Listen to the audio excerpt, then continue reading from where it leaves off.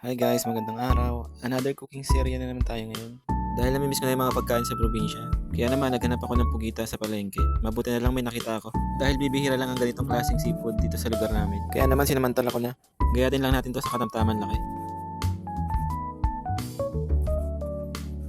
Sunod naman itong puso ng saging. Gayatin lang natin to hanggang sa lumiit. Ang tawag nga pala sa luto na ito dito sa amin ay kare-karing puso ng saging. Tara, magluto na tayo. Magpainit na tayo ngayon ng mantika. At kapag mainit na, ilagay na natin itong luya. Halo-haloin lang natin ito hanggang sa lumabas yung aroma.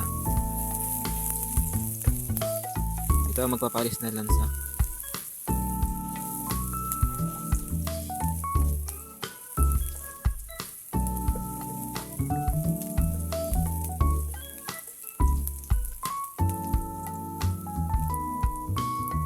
At kapag okay na, isalad natin itong bawang. Halo-haloin din natin ito hanggang sa maging golden brown.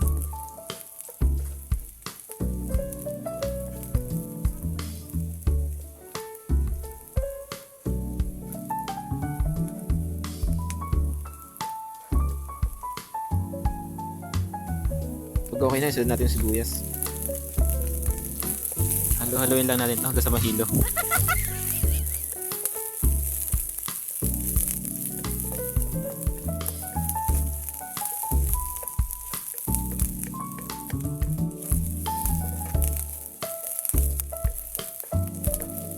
At ngayon, isunod natin itong pugita. Haloin lang natin ito tapos pakuluan hanggang sa lumabas yung kanyang katas.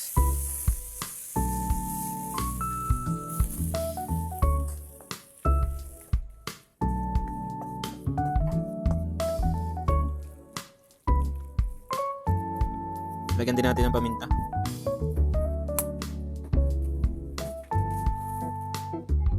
Lagyan din natin ng konting pampalasa.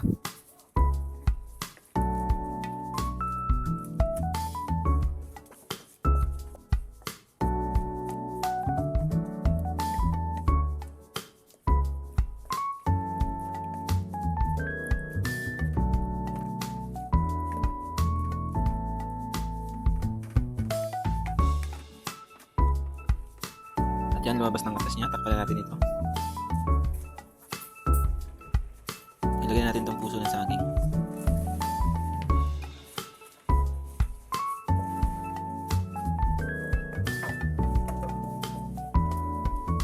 At tapos halo-haloin ulit natin ito.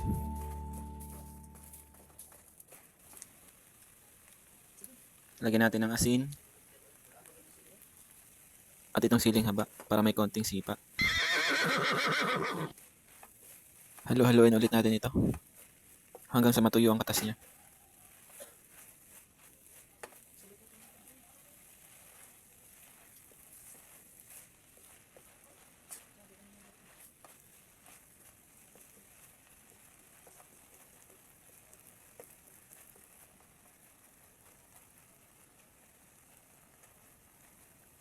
At yan, wala ng katas.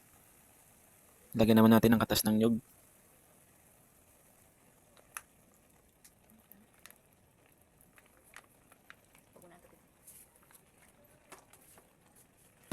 Haluin ulit natin ito hanggang sa maluto.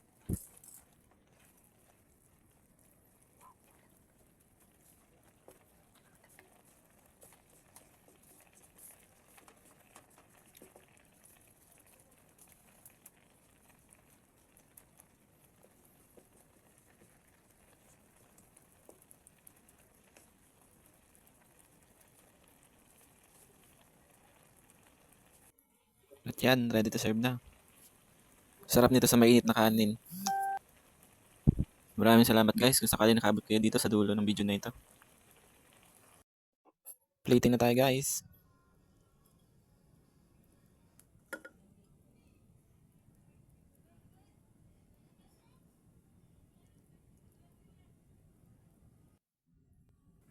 Shoutout nga pala sa inyong lahat. Maraming salamat po sa panonood.